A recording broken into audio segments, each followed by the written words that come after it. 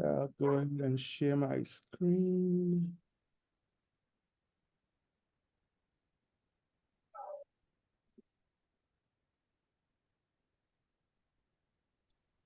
Too much stuff on my screen.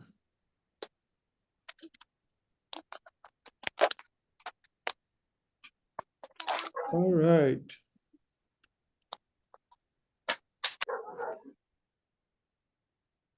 So welcome again, everyone, to Environmental Fridays.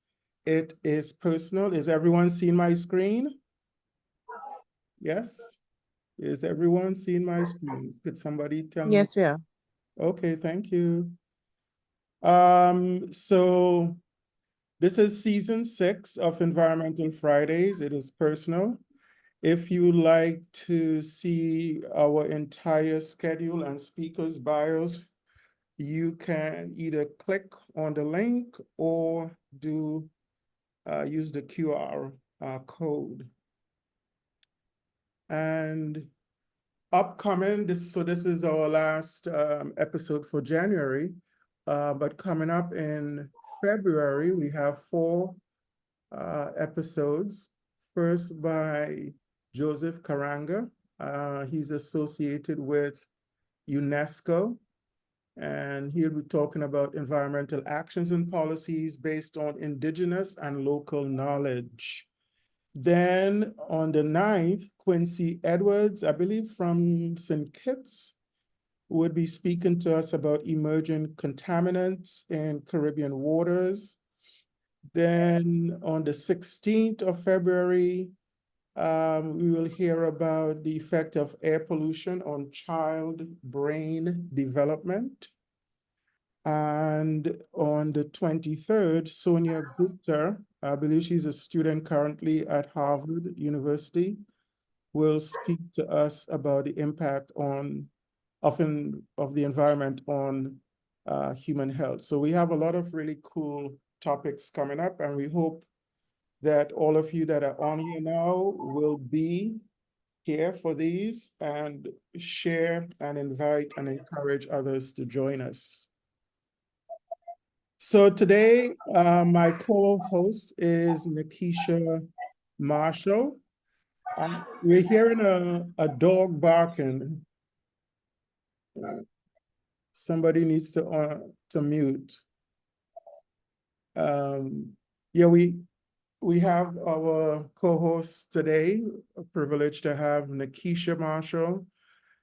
She was the 2023 Deputy Leader for the Environment Team of the Junior Chamber International in Trinidad and Tobago.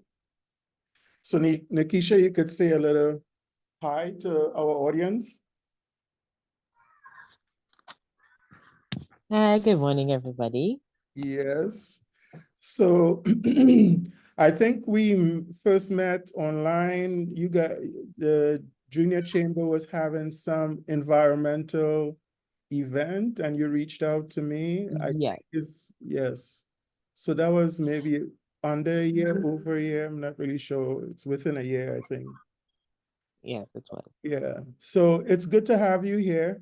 And you would My be pleasure. introducing our main speaker today and also Yeah. assisting with the Q&A. So thanks again for accepting our co-hosting duties here. You're most welcome. So this morning, so one of the things we've been starting to do is have special features where we have a 5 to 10 minute presentation about something environmental. And today, our special feature speaker is Nancy Carpenter. I also know Nancy from, actually, I think I met Nancy long before I started Environmental Fridays at her office right here in Berrien Springs. And so Nancy also did have a prior presentation with us. Was it a year ago, Nancy? I can't remember. I think it was last March. Yeah. Yeah, so almost a year ago. Yeah, yeah. She did a wonderful job. We did some follow-up stuff in the park. Remember by, is it Ox Creek by that Yes. Yeah, yeah. So Nancy is very busy in the area of conservation in our county. And she has some breaking news that she will, and updates that she will share with us today. So the time is yours, Nancy. Oh, okay, great. Um, so I don't know how many that are on here are familiar with conservation districts. We work with landowners, we work with a lot of farmers, we work with environmental groups. Um, our overall mission is to promote the protection and improvement of natural resources through education, management, and technical assistance. Um, there is a conservation district in almost every county Mm. in all of the states of the United States. If you're outside of the United States, I don't know if there's conservation districts, but I know there are environmental groups and conservation groups. You should reach out to them and see what they're doing. And, maybe there's some volunteer opportunities that you can help them with. So we are in Berrien County, which is in Southwest Michigan. And I'll just give a recap of what's going on. One of the things that we have going on is we are beginning our third year of macroinvertebrate sampling. This is a water quality project, and we collect aquatic insects. I'm going to hold a jar up, and you can see some of the insects that we've collected. Most of these are larvae and nymphs, and we can see how many of what species are in the water. We do collections in the spring and the fall. So this past fall, we wrapped up that year's collection. We collect on 6 different stream sites, and we use volunteers to do that, and then go out into the stream with nets. And for a 30-minute period, we just keep dipping the nets and put it into buckets. And then we have another group of volunteers that um, uh, gets the bugs out of the buckets, and we count them. And then I have an expert identifier that we use to identify these. And then I upload all this information into a statewide database, and it looks at long-term trends. So we're going to be collecting for many years on these same sites, and we try to get long-term trends of the stream health and water quality. And if you are in the area, if you are in Southwest Michigan, we would love to have you join us as a volunteer. Our next collection is coming up this spring on May 5. And you can contact me directly for more information. And I'll have my phone number and email at the end. The next thing that we have, and as Desmond mentioned, breaking news, we did receive a grant in the fall. It's a 3-year grant, and that is for regenerative agriculture practices. So we are hiring. I'm sorry. Yeah, somehow we got an echo. I don't know why. Oh, okay. So we are hiring a technician. So I can put this blurb out for the job post. We're looking for somebody with a bachelor's degree in either agriculture or natural sciences, biology, something related to that. And they'll be working directly with farmers on conservation practices on the land. So as soon as we can get somebody hired, that person will have to dive right in and be very busy. The next thing we have coming up, and let me know if I'm overdoing my time, Desmond. No, I you're forgot doing, I forgot to look at the clock when I started talking. you're doing Uh, fine. um, So our next event that we have coming up is March 16th, and that is at the Niles District Library. And that's also Berrien County, Southwest Michigan. And there's going to be a whole group of us, including Cass Conservation District. There will be somebody from the Xerces Society. They are experts on bees and pollinators. So they're going to do a presentation. I'm actually going to do a presentation on the aquatic insect collection. Let's see what else. There will be someone talking about invasive species. So we are a little concerned about an invasive species called spotted lanternfly that has been very prevalent in like Pennsylvania and those surrounding states, and has also been found in Indiana. So we're worried about this invasive species entering our neck of the woods because it can be detrimental to some of our products that are grown here. It destroys, it can destroy trees, it can destroy different like vineyards. It loves to attack not only the grape product, but also the vines. So if you are in the area and want to join us on March 16th, and we're still working on the agenda and things like that, and that'll all be on our website here shortly. And the other thing that's coming up, the last week of April, we do a reforestation sale. So we offer bundles of small seedlings that people can purchase, and to help plant trees, get trees, planted in our community, help the environment. So we do this on a low cost basis, trees, shrubs, and then we also have other products like grain barrels and things like that. We need lots of volunteers to help us that last full week of April to accomplish this. Let's see, what else did I want to bring up? I think that about covers what we got going on in the spring. We will also in May, I don't have anything prepared on that yet, but in May, we will be having a native plant sale. So we'll be selling little potted plants well, actually, they're not potted. They come in like plugs of native wildflowers and grasses. So we like to promote planting native wildflowers and grasses versus people going and buying non-native or ornamental type flowers that don't really help our pollinators. And most of this information is on our website, and more will be added as I get it prepared. And our website is www.berriencd.org. That's BERRIENCD.org.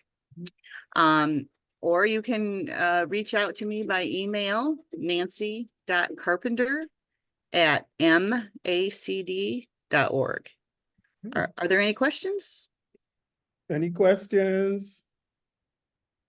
So I know, Nancy, that one of the things we will try to do, and Princella is on the line too with the Benton Spirit, we'll try to get that information you just gave us. So we basically could just get it from the website as well as from the newsletter that you just sent out, right? Oh yeah, you saw my newsletter. Yeah, so yeah. I'm on your list. yeah, the newsletter would be great. That's got a lot of the information. The only thing that I don't think's on there is our March 16th thing at the library, because we don't have that all that information put together yet. Okay. But we'll be putting some information out about that soon. All But right. yeah, the newsletter is a great way to get the information. All right, that sounds good. And the information about that vacancy, I'll try to send that to our agriculture department here to see if they may have students, alumni, or whatever that might be interested. That would be awesome. And they can just read about the position on our website and follow the directions there on how to apply. All right, sounds good. Thanks for the news from our Berrien County Conservation District. Thank you, Nancy, for the great work you've been doing over all these years. Thanks so much. Thank you for the opportunity to share. All right, take care. Okay, so we'll go back here. Is my screen still showing?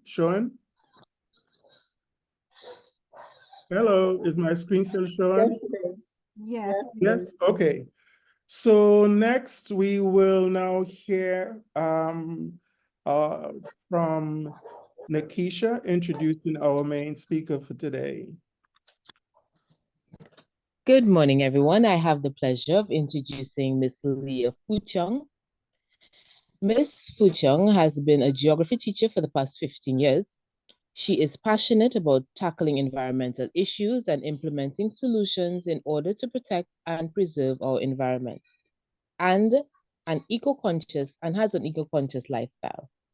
As a result of her love for the environment and conservation, in 2012, Ms. Fouchong was a scholarship recipient of the Caribbean Pacific Island Mobility Scheme, CAPRIM, where she completed a master's degree in biodiversity, conservation, and sustainable development for the Caribbean. This was awarded by the University of the West Indies, St. Augustine, in collaboration with the University of Belize, University of Guyana, and Suriname. Ms. Fouchong has a bachelor's degree in geography and geology, postgraduate diploma in geoinformatics and education, certification in ocean literacy, and as a rescue scuba diver. Lastly, she has founded the Facebook community group called Change Makers for the Environment and is the founder of Coexistent Expositions.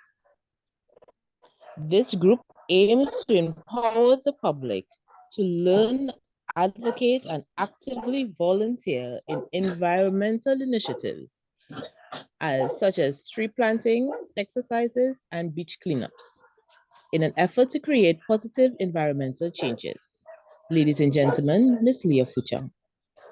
All right, thank you. Thank you, Nikisha. Hi, good morning, everyone. Good morning. I am tasked with the presentation for today, which is entitled Environmental Innovation and Adaptation for the Caribbean. So So go ahead and share your screen. I am.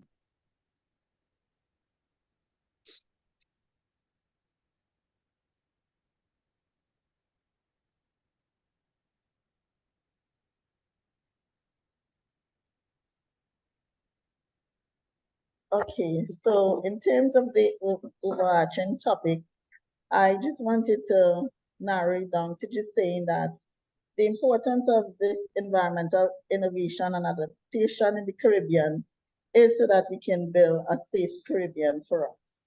So where's the Caribbean for those that are not part of the Caribbean? So the Caribbean is that group of islands that is nested between the North and South American continent with the Central American archipelago, isthmus, sorry, to the left, right? So I have a little activity because it's more of a discussion. What comes to mind when you think of environmental innovation and adaptation? I believe the link is clickable. So if you go to Mentimeter, you can just add what comes to mind when you think of environmental innovation and adaptation. What is the first thing that comes to your mind? I can also, if you are able to get to the link, there's also a code, Go to QR code. the QR code that you can scan. You should be able to scan with your phone,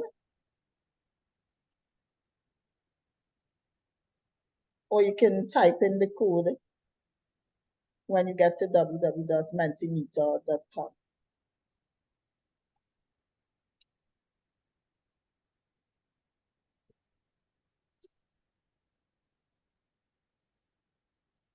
Is it working? So yeah, I was able to use the QR code. Okay, great.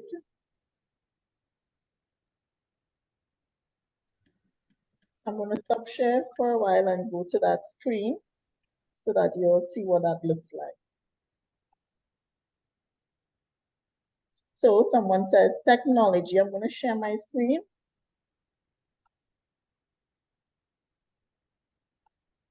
So it should take you to, this is what it looks like. Creativity, great.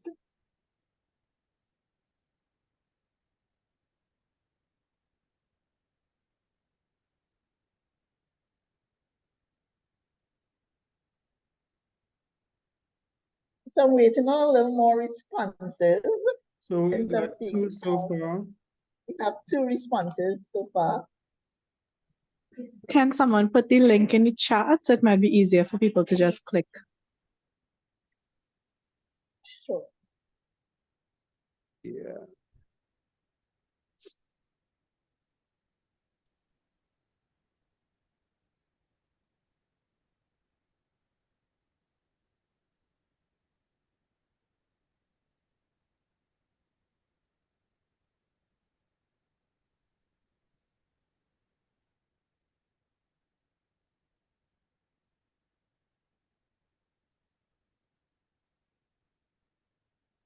Okay.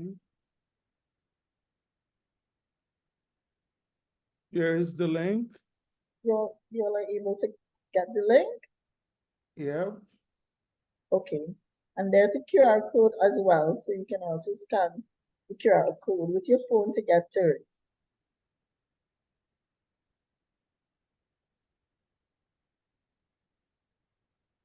Okay.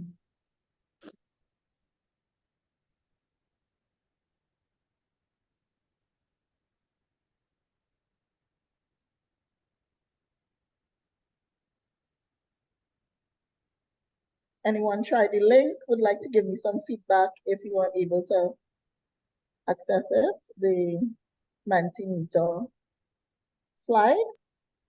It's starting to open for me. Okay.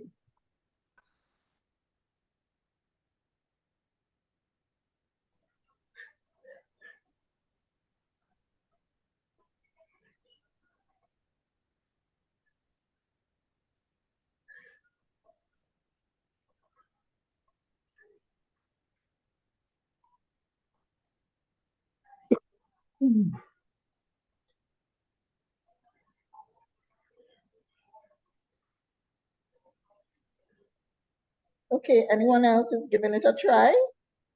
I just entered a word and it didn't show up. I entered sustainability, it hasn't shown up. Leah, I think you put your link. You didn't put the actual link for us to contribute. Oh.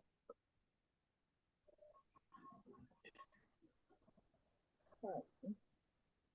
What I can suggest, go back to your presentation and copy that link that you had in the presentation. I think that's what I did do.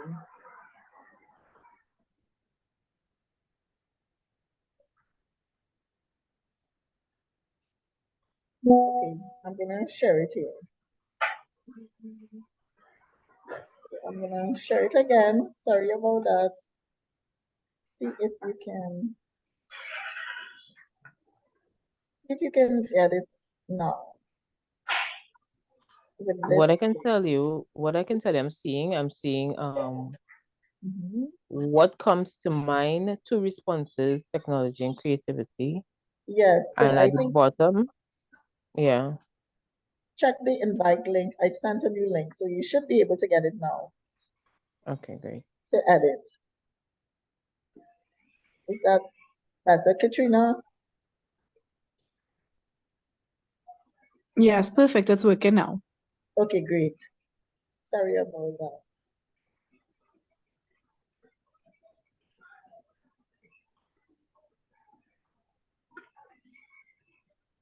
Okay, so we can add some words. What comes to mind when you think of environmental innovation and adaptation?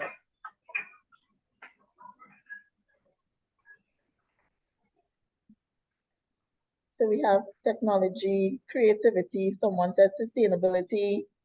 Yeah, I put it in, but it hasn't shown up yet. Do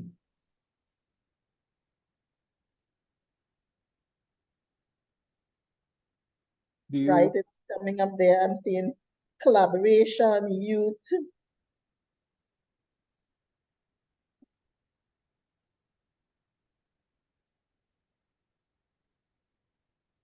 Think outside the box, yes.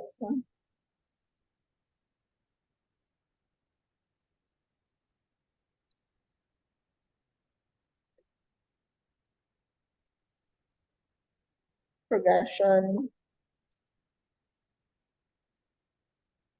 Very nice.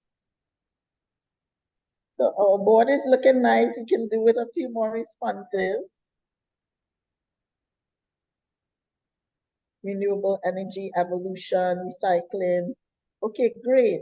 So anyone would like to say why they chose that particular word, like what stood out for you in terms of choosing that word, why you chose that word? So I'd like to just have a little discussion about it.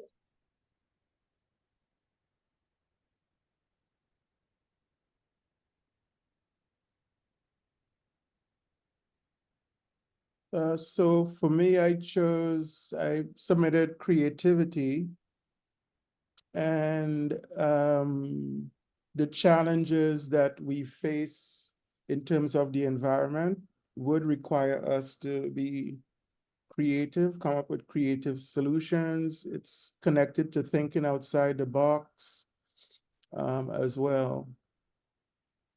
Definitely. So anyone else would like to give a contribution before I move on? Hi, good afternoon. Good morning. Sorry. Good I morning. chose evolution because I felt like environmental adaptation would be the process of adjusting to the Yeah. environment or the climate. And evolution, since it's a broad term, it can refer to the change in anything that happens over time. Oh, definitely. I love the link between evolution and adaptation. So yes, so in some way, all of these words are related to environmental innovation.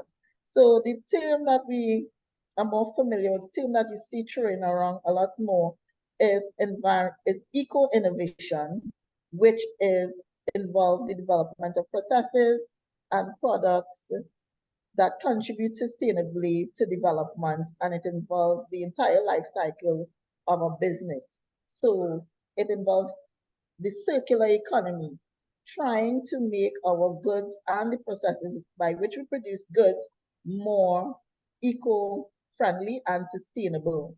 So of course, sustainability, creativity becomes very important. And then of course, adaptation. It's basically how are we going to, I don't want to use the word adapt, but how are we now going to live with these impacts that we are currently facing in terms of climate change and what we are currently experiencing, especially in the Caribbean region where we are so vulnerable.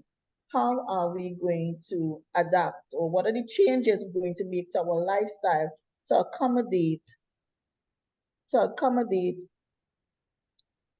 these impacts where we do not experience total devastation of our islands or even our livelihoods and the way that we live.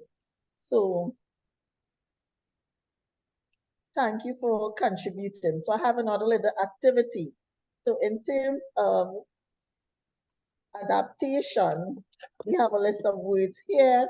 And what are some of the words that you think is not an adaptation measure? What do you think is not an adaptation measure? Are you all seeing my current screen? Yes. Yes, we have. Okay, great. So there are some words.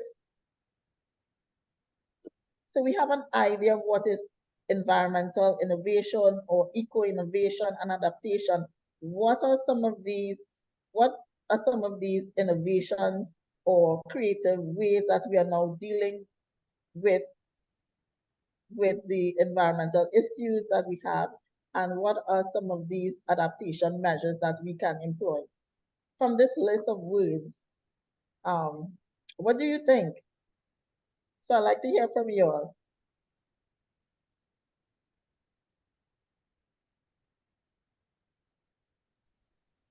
I Good mean, morning. I posted a comment in the chat Chat? section. Yes. Thanks, Ariel. Right. So yes, stopping development on coast.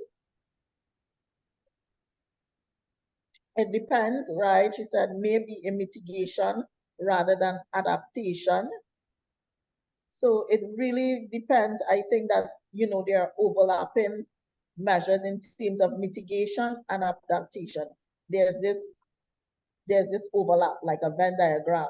So what is mitigation, right? Mitigation is the measures that we employ to reduce the impact of climate change. In this case, I'm using the word climate change since this is one of the major things impacting on our region and why it is essential for us to adapt.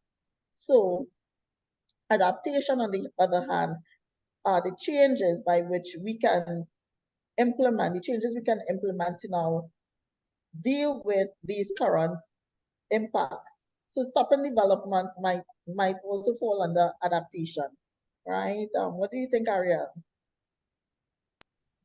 Personally, I don't think so because when it comes down to climate change and well, we look at sea level rise on the coast. Mm-hmm. If we were supposed to stop the risk, which is mitigation, then that would halt development on the coastline. But otherwise, for adaptation, we would maintain development and then we would try to develop infrastructure around supporting flash floods and everything else that damages the coastline. Okay, point taken. So in terms of, I like how you said, we implement the infrastructure to deal with the current issues of flooding. But sometimes, that coastline for us is so short. Excuse, go ahead.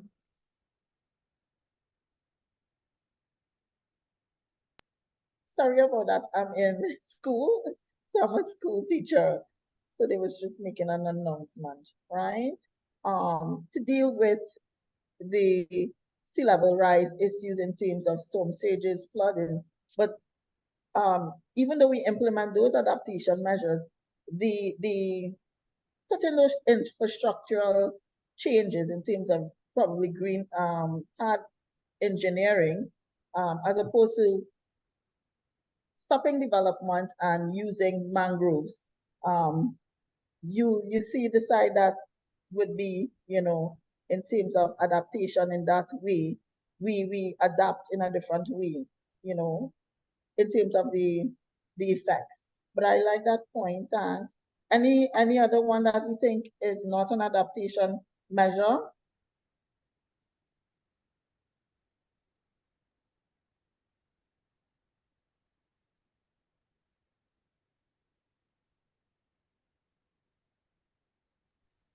Again, with your point, I do think that planting mangroves as well is a mitigation rather than an adaptation measure.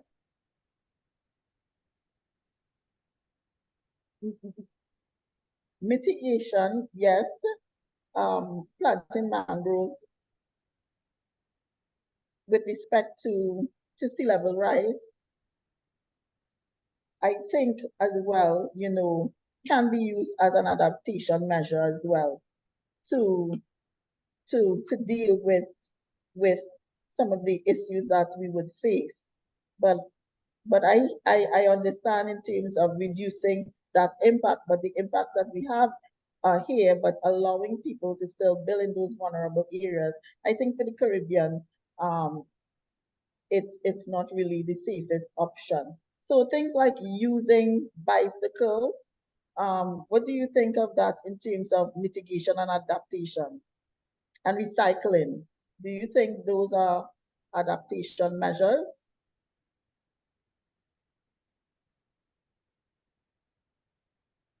Anyone else want to chime in?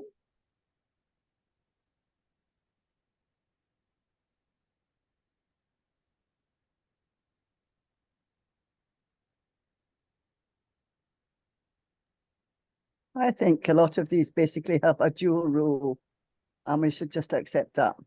Yes, yes. So most of them, some of them can fall within that overarching between mitigation and adaptation. But recycling, I think it's more of a mitigation measure than adaptation. The use of bicycles in terms of if we are not carpooling, those might be more on the mitigation side. But of course, the ones that we really, really would like to focus on in terms of adaptation, like our disaster recovery plans, watershed management, renewable energy, moving that way. But again, there's an overlap between both. Thanks for the discussion.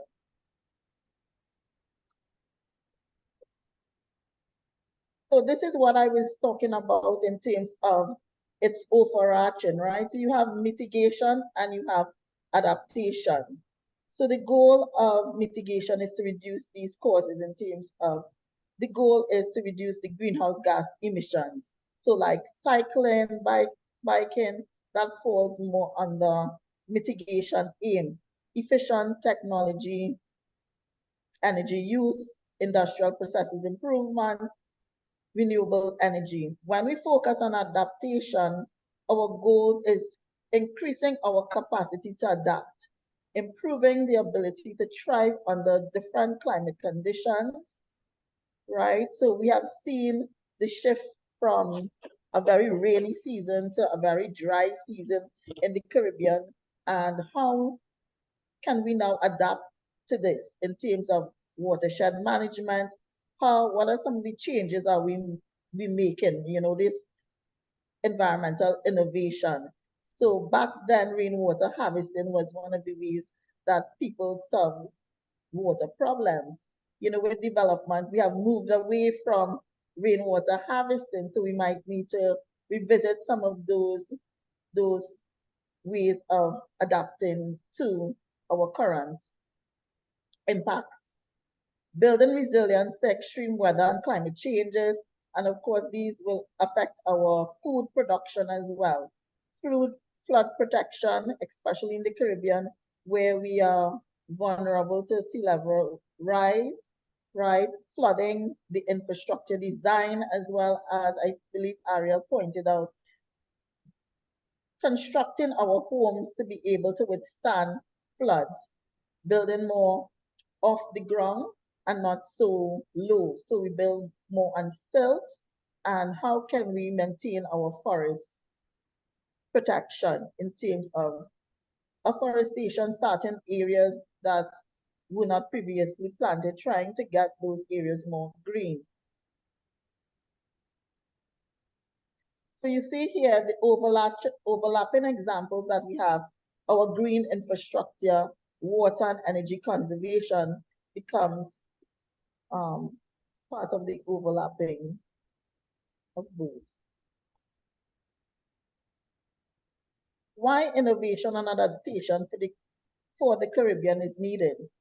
We already went through some of this, so I don't know if anybody here is from Trinidad, and are you all familiar with these photos? You all would have came across these events. Would you all have seen these? And these are quite recent as well. Yep, seen those. Most definitely. Right. Anybody know which coastline is this? The picture below? Mayaro. It's the Mayaro Manzanilla coastline, right? Manzanilla coastline, and that is where we have that estuary where the river and the ocean meets. And of course, we had some really intense rainfall, and the entire road was damaged, the infrastructure that left an entire community maroon. So these are some of our anticipated challenges that we have in terms of adapting and becoming now creative in the ways that we can now deal with these situations, right? The settlement above experienced a really bad flooding. This is in the east, right, of Trinidad. So I'm giving examples of home because, you know, we have been experiencing and you can see what we are currently dealing with. Destruction of coastline, coastal and marine ecosystems. Of course, our coral reefs, which are our main defense along the shoreline, they are now becoming more stressed in terms of the changes in ocean temperatures, more heat. That intensity leads to more coral bleaching, and now there's a constant monitoring throughout the Caribbean of the reefs that are being bleached. Drought is an issue. We already know in Trinidad we have extreme challenges with respect to water. Some areas get water once or twice a week, right? Diseases become more prominent. You have forced migration, people relocating as their areas are no longer safe. Food insecurity, if we experience these large flooding, you all know what happens when we have flooding in the Caribbean. The price of produce goes up exponentially because the flood waters will have had an impact on them. And of course, farmers who depend on agriculture for their livelihoods, they are also impacted by these changes in the weather, whether it's drought condition, a lack of water, or whether it's too much water, excess water in terms of flooding. And of course, species extinction, as in if there's not that habitat for the species or the correct conditions, environmental conditions, they are not going to stay, they will migrate. So how can we really combat these social and environmental issues is the need for adaptation. So what do we need to consider? What do you all think are some of the areas we might need to consider when we think about adaptation? I am seeing Ariel gave an example of Guyana, which is also in the Caribbean, considered to be part of the Caribbean, although they're in South America, right? Clearing of mangroves, of Plastic City, which is a new squatting area. So illegal squatting on the coastline is quite common in the Caribbean, even in Trinidad. You know, most coastline areas are developed in the Caribbean, even if it's for tourism, but there is a squatting issue as well along the coastal areas that, you know, government has to deal with in terms of adaptation. So I think you'll hear my voice a lot. So I would like to hear, what do you think are some areas for concern in terms of adaptation that we might need to look at?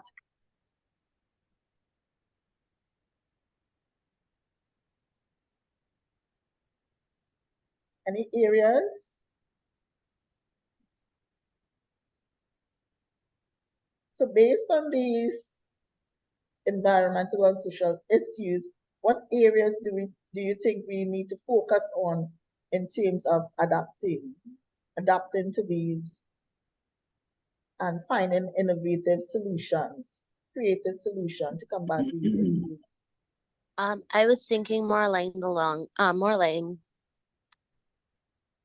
the lines of water management in terms of groundwater management when it comes to the oversaturation of the watershed and mangrove soils. Yeah.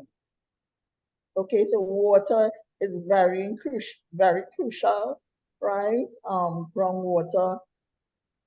For most of the Caribbean islands, we utilize groundwater as our main source of water supply here in the Caribbean.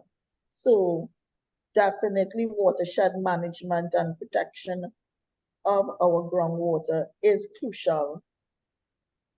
Any other areas that we might have to look at or pay attention to in terms of adaptation that you want to narrow down things? If you're going to try to conserve the water supply, you have to stop the clearing of the hillsides. Yeah. In the watershed areas. So I don't know if that's what that would come under.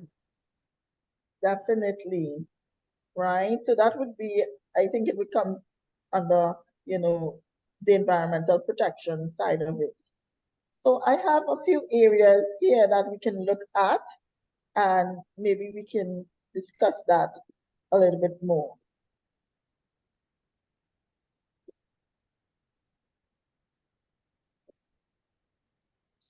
Is the slide moving?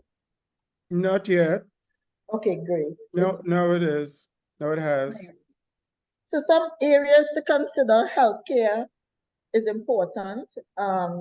We know if we are going to be faced with disasters or we are more vulnerable to disasters, we need to increase our capacity, right? Capacity building in all areas becomes very crucial for us in terms of adaptation. So where disasters, which disasters have caused which disasters have caused this to be affected in terms of healthcare, what is needed for hospitals to have in advance of future emergencies. So we don't want to now plan for or equip the hospitals beforehand. We want to equip them beforehand with what they need, right, in advance of the anticipated emergencies. So when we have disasters, at least we are prepared and we can cope with these emergencies that we have, right? And what disasters are impacting healthcare the most, right? So remember, when we have disasters, we can have breakouts of diseases, lack of water, cholera becomes more rampant, especially in our environment. Breeding of mosquitoes, dengue, it becomes a healthcare issue, and that is very important. Transportation is another area that we need to look at in terms of adaptation, right? Adapting, how can we make these transport systems, more efficient in terms of how have disasters affected the access to transport and the ability to move from locations? How transport can be arranged to reach communities affected by extreme weather events. So, for example, that photograph that was on the northeast coast of Trinidad in Manzanilla, when that community becomes marooned, what are the arrangements or contingency plans that we have in place to reach these communities in terms of what is the plan that those communities adopt if they are marooned, right? So think about these things. Education. What do schools need to have to be resilient against extreme weather events? Sometimes we have flooding at the school where I am, and the entire road also becomes, impassable, and the road is destroyed. And in the past, we have had to mobilize the fire department to come and evacuate students. So what is our contingency plan? What are we doing to adapt to these conditions that is already impacting on us? Housing. Are we ensuring people have access to safe housing in areas affected by climate change? So when Ariel spoke to, addressing the issues on the coastline, are we still going to build on the coastline, or are we going to put a buffer zone where people build outside of this area and they still implement building on stilts? Energy, right? Moving, what happens when we have electricity failures with regard to extreme weather events? What are the contingencies? Are we moving to more renewable-based economies where we can now depend on solar, right? So we are not dependent on that electric grid system. Can we implement some of these things in our Caribbean communities as well? Water, right? So water, this is one of the major things we were just speaking about in terms of groundwater. How have climate impacts prevented access to water? What community-based alternatives can be created to have clean, safe water? Nature, and I think Patricia outlined this, which areas have been affected by climate change, which natural areas act as a barrier to future climate change effects, and how can we protect them? So a big part of, adaptation is employing our nature, our environment, nature, as one of the major buffers in terms of protecting us from these climate change impacts. How can we utilize them? Food. How has access to healthy food been limited during extreme weather events, and what steps can be taken to ensure availability of food? Because we know that food security will become a problem in the future. So this is just one of the things in terms of taking action and how climate change impacts our health. Sometimes we don't think about these environmental issues personally. We do not have that personal link, but really it impacts on the individual, especially with the extreme temperatures that we have been experiencing. Your temperature related illnesses and death becomes common. Illnesses in waterborne illnesses, spread of infectious diseases, injuries and illnesses due to extreme weather events, wide-ranging impacts from air pollution, right? So these are some of the things in terms of the links to human. So some of the adaptation measures. So we look at health. So smog in terms of health, wildfires in Canada and California. Canada last year had a really bad dry wildfire season where they had hundreds of fires happening at the same time, right? What are some things that they can do, right? So we said with healthcare, especially with this influx of Sahara dust in the Caribbean, a lot of people are being affected by the dust in the air. Even myself, I have very bad sinuses and my eyes water a lot. What can we do? Ensure health facilities have enough available materials to manage respiratory issues. While fire, of course, degrades the air quality. So you want to create reforestation programs and reforestation initiative in areas.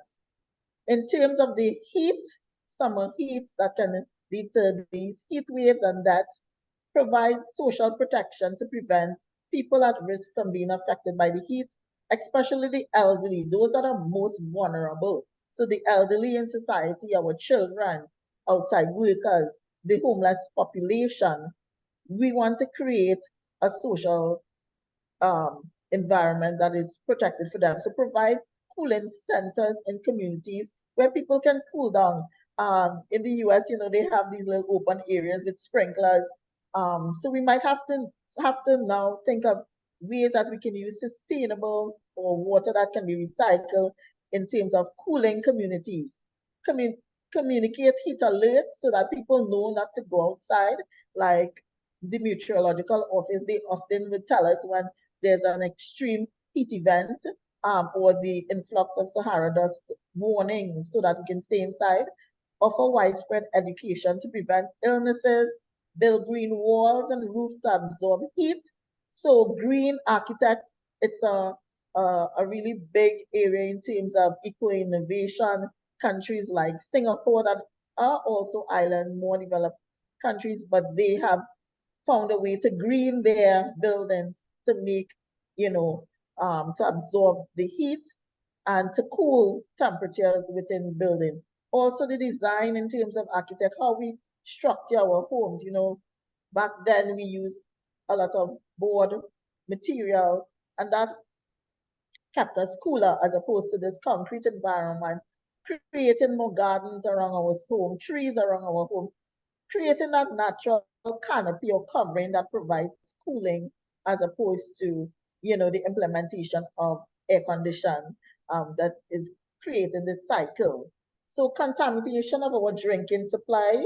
We have small planting drought tolerant trees that can cope with these dry conditions. So I'm just going to stop. I'm seeing some chat. I'm checking the chat. So someone is saying mosquito breeding. There's a vaccine developed in Cameroon for malaria, since it's on the rise, as well as dengue. So that is, you know, exactly what we were just discussing. Bottom line is proper land use planning would help deal with the issues, and proactive rather than retroactive. And that is the bottom line in terms of adaptation. Whether governments are doing that, that's a whole other discussion. So implementation and enforcement, yes, thanks for the discussion there. So these are just some adaptation measures I think that we can use in terms of, you know, pulling these action together within our communities as well, right? So planting drought-resistant trees that does not require a lot of water so that they can still cope with the conditions. Distribute air purifiers to risk population, especially with the Sahara dust. Communicate the air quality alerts and offer widespread education.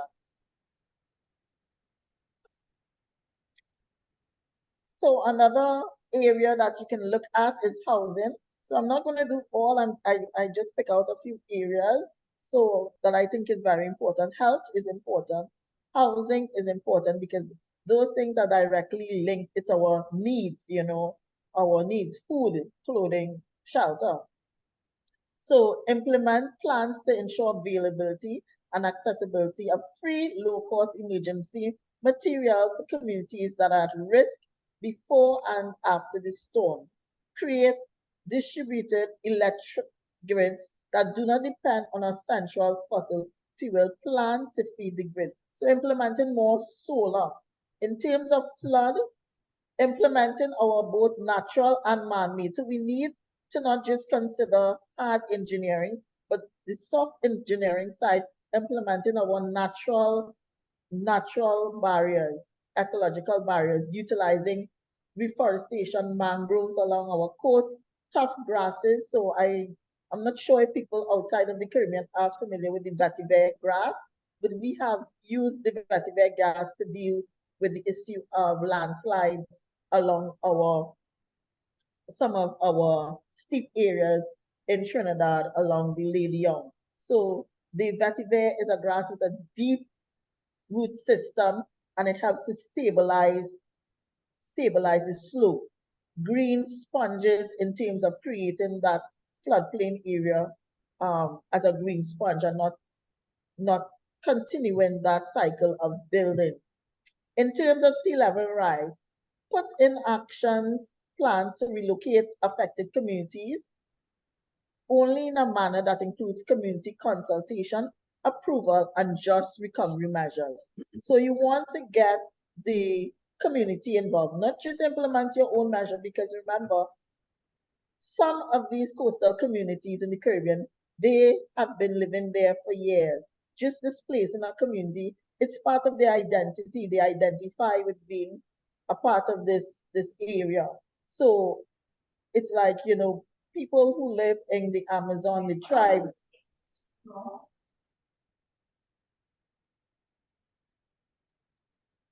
We have to take into account our communities. Implement orders to prioritize rebuilding of family homes over interest to buy impacted land for businesses and foreign investors, right? So in the Caribbean, we know how that goes in terms of the foreign investments.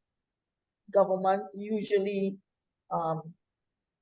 would make, you know, allowances for these coastal developments for huge hotels.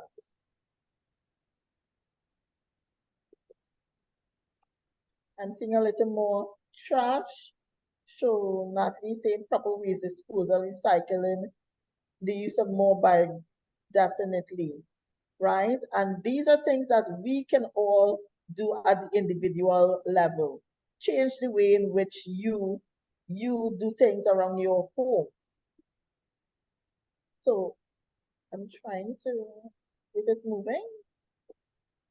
It's still on the housing impacts.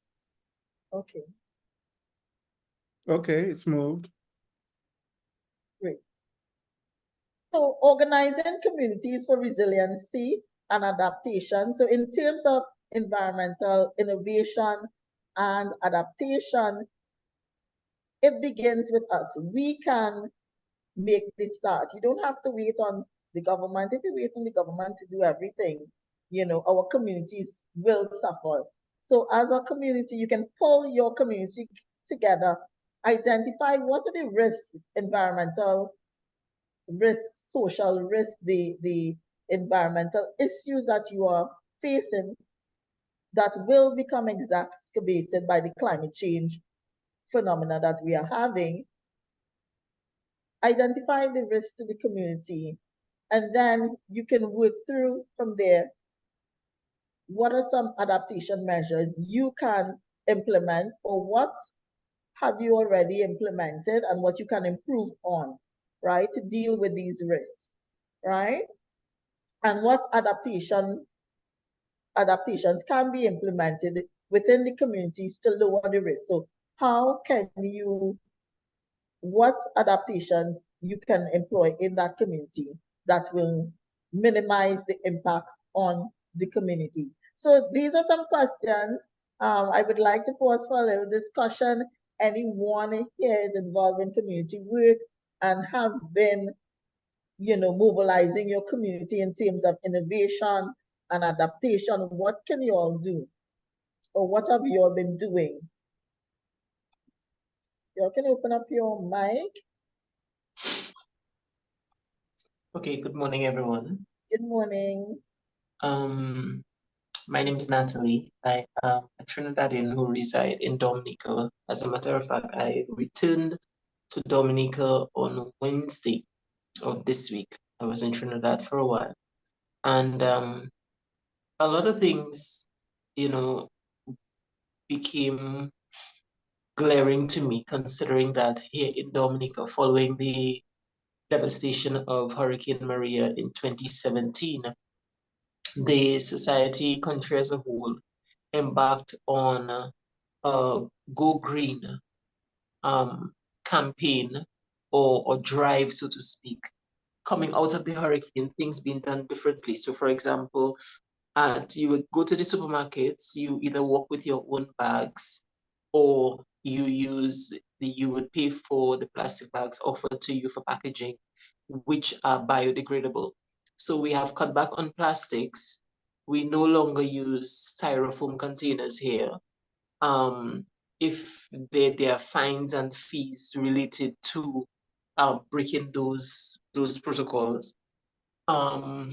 Another thing in terms of planting, we embarked through an organization called CREED, which is developed here in Dominica. As a matter of fact, CREED it was not long term, but they were instated to implement the Go Green and the biodegradable, environmental friendly drive.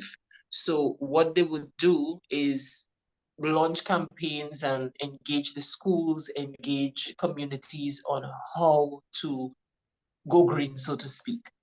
And it has been continuing. It has been ongoing for the past 5, going on 7 years, since 2017 that we had that hurricane experience that devastated the entire island. But another thing that was implemented is home gardening, composting, doing your own, setting up your own gardens where the government, through different grants and projects, World Bank and so forth, offered seedlings to homes and families for different crops that you can plant your own garden at your home. So the drive was basically eat what we grow, grow what we eat and eat what we grow. So that is something that has been happening. But again, as you mentioned earlier, the change in the environment, climate, temperatures, and so forth, the production of last year was on a low because the heat waves were extreme. And then, so therefore you had poor development and of the crops. And then we went into September, October, where we had extreme rain, a lot of rain.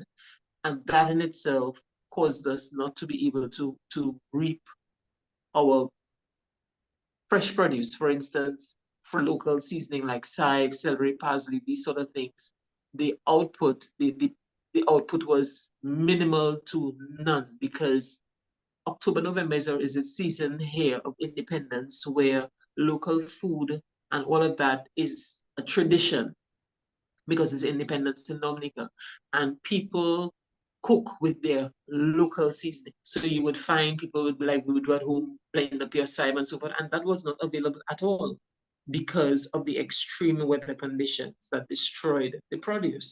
So you have one of either extreme with the climate. One of the things that they do not allow here in Dominica is building in the water catchment areas. So persons take for granted you can put up a house anywhere, you can squat anywhere, you can do it. That is strictly prohibited here in Dominica. People kick up a storm anywhere.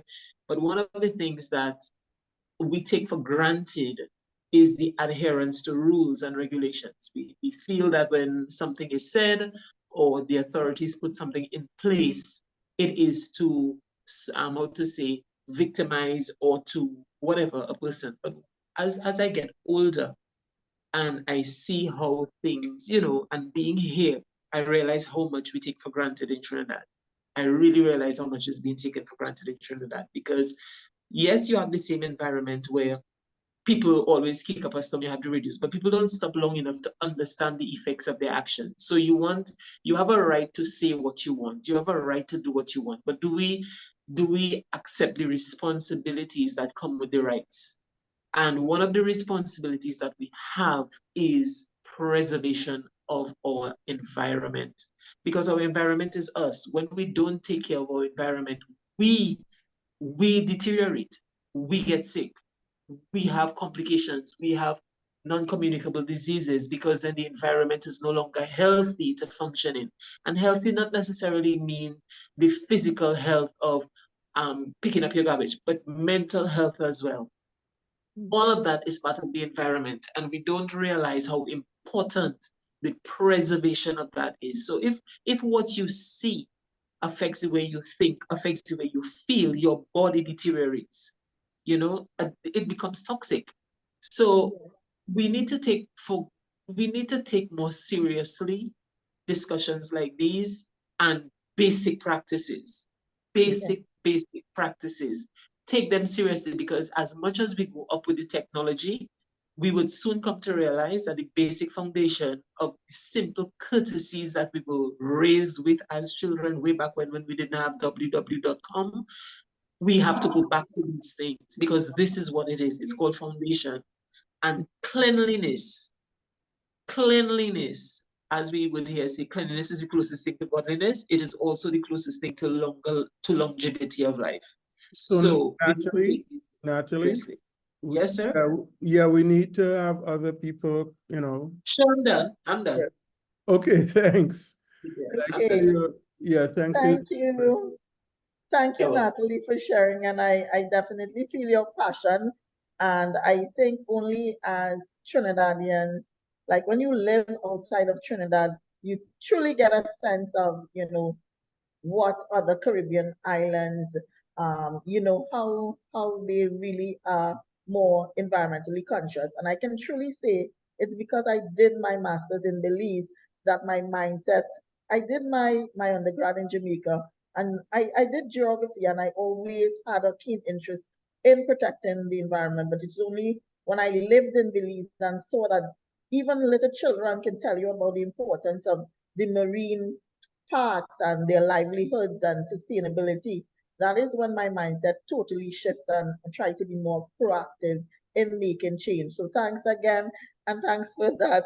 So I think we had a really great contribution from Natalie. So I'm just going to go on. So that is the type of things we want to go through. I'm coming to an end. So this is, again, my computer seems to stick when it has to move.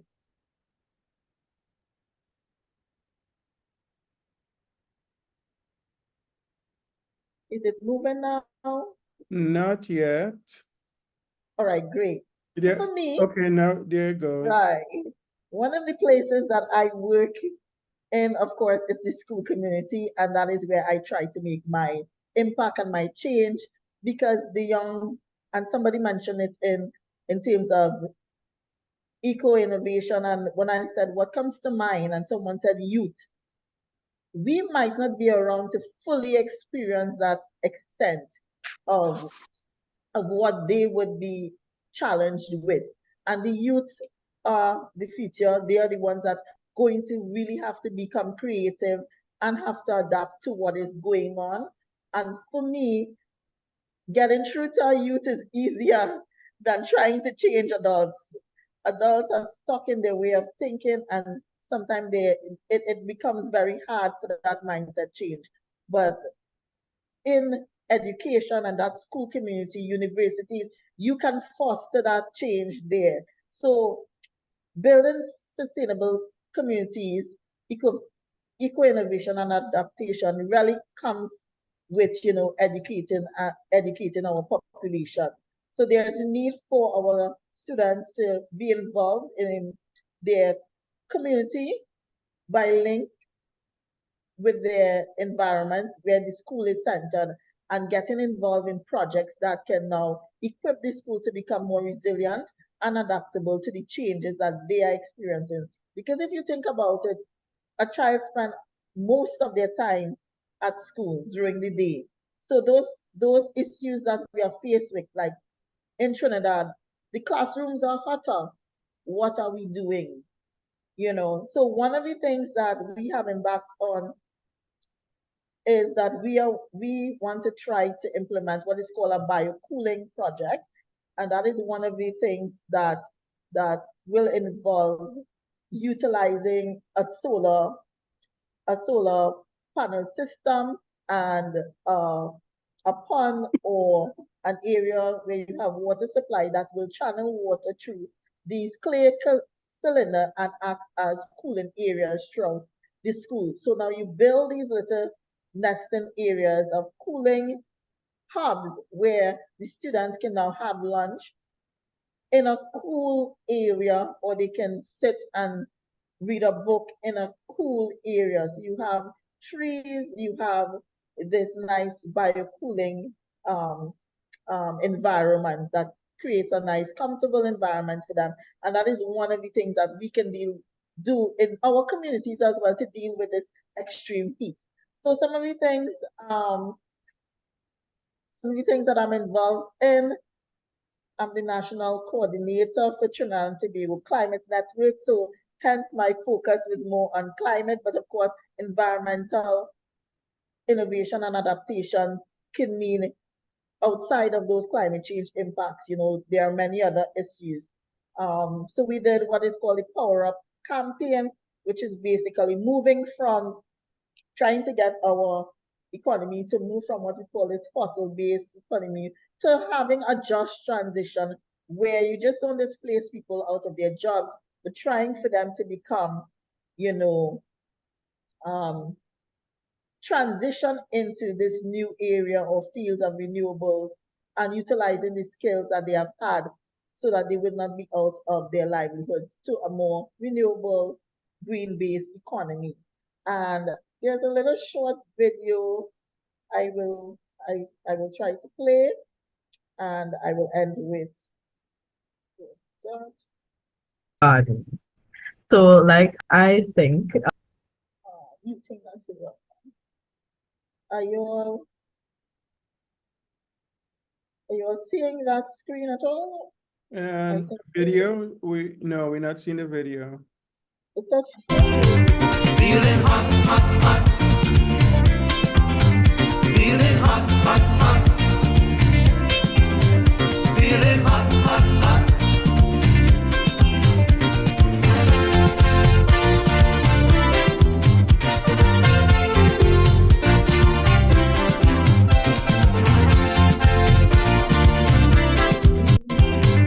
Feeling hot.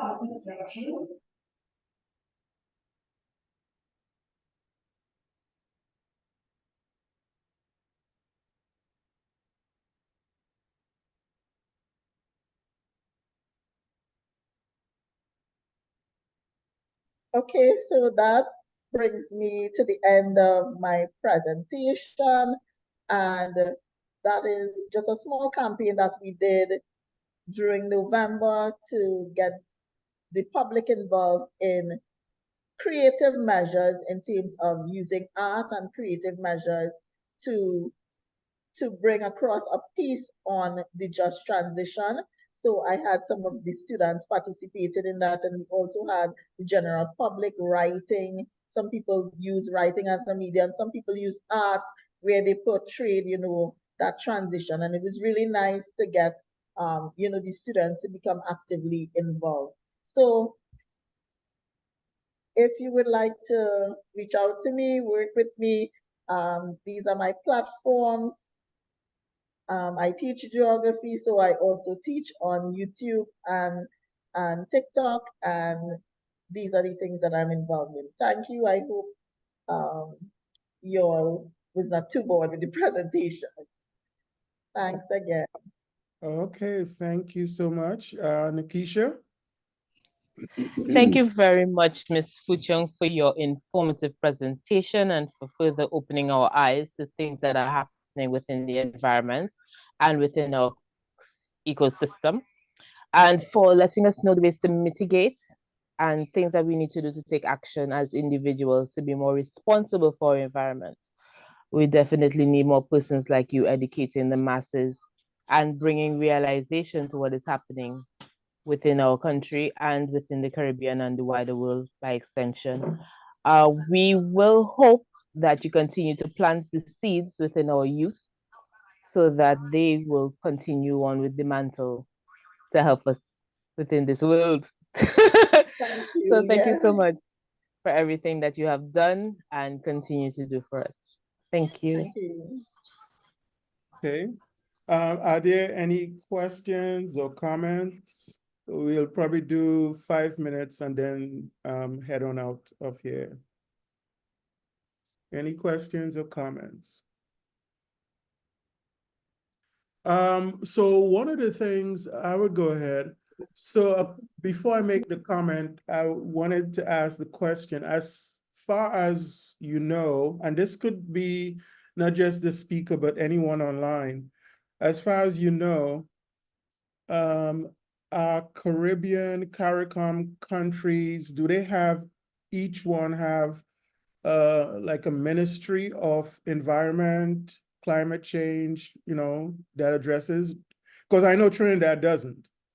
Trinidad doesn't have a separate ministry of environment and all of that. They have departments within the Ministry of Planning, but Yes. given the scope of what you presented, given the scope of what you presented in terms of both the challenges and what is needed for innovation and adaptation, it needs an entire ministry. It needs, it can't be just a department. So that's my question is, like, at the governmental level, keeping in mind that the government reflects and we should make it reflect what we want. So it's not like disconnected from us. Yeah. So in Trinidad, the ministry that is tasked with that is Ministry of Planning and the Environment. So Well, they I don't have think the environment in their name, though. It's the Ministry of the Planning. planning. Yeah. It's the Ministry of Planning and Development, and there was a Right. Ministry of the Environment. There was a Ministry of the Environment under the NER government. Lincoln Myers was the only Minister of the Environment that we have ever had. Yeah. That was that was in the 1980s. Wow. Yes, it was joint in the past. I think it was Ministry of Planning and the Environment, and then they took it off. So everything else is like a subsidiary under Ministry of Planning and Development. Thanks, Pat, for that correction. I knew it was Ministry of Planning and Development. Yeah, so is that something that, okay, Trinidad doesn't have a ministry dedicated to environment and climate change and all of that. What about the other Caribbean islands? Do we know if, and for example, the CARICOM ministers, when they meet, do they have like environmental subcommittee? I mean, are they taking this serious at that level? There are ministries of environment. I'm not too sure if all of them are called Ministry of the Environment, but last year I worked with a group of ministers that they were here for a land management conference, and most of them were ministers from CARICOM region, from either the environmental part of their ministry. So there are, but in terms of the priority of climate change under these ministry or what we are doing, it's a lot, you know. Right. So what you Yeah. outlined, what you gave us today tells us that we do need that sort of infrastructure administratively and so on, because it can be some, you know, small department in some other ministry. It has to be like a main focus, based on, you know, what you said, the significance of it, the relevance of it. Yeah. Any other thoughts, questions? I would recommend particularly that this is very relevant to Guyana, where it's now going through the oil and gas and the challenges associated with building up an oil and gas industry. Guyana is very vulnerable. Yes. So we've been hearing a lot from Ariel, and we'll have her come on at some point. She and I will talk offline, so she could also give us some updates, ideas, information about what's going on in Guyana, relevant to the environment, pollution, the oil industry, and so on. All right, so we are close to the top of the hour, 11 here, 12 in Trinidad. So we want to thank everyone that was on here for this presentation. We want to thank Leah for agreeing to take time out of her work, school. We want to thank Nikisha. We want to thank Nancy. And we also want to thank the entire audience. And we hope that you all have a great weekend. And we will be back here next week. I guess next week is February. The year is going by really fast already. So we will be back here for Environmental Fridays at 9:30. Hope you show up and share this with others. Thank you so much, everyone. Thank you. Thank Thank you. you so much. Patricia, are you Thank you again. Patricia from COPE, Council of Presidents of the Environment? Yep, she Correct. Yeah, it's been a while. I'm still here. Are you still the president? No, I'm secretary. Secretary, okay, Yeah, great. I am not president of anything. I'm secretary. Okay. All But right. okay, so Thanks. take care, everybody. Take care. Right. All right. Bye, everybody. Bye-bye. Bye for now. Bye. Thank you. Bye, everyone. Bye. Thank you, Ariel.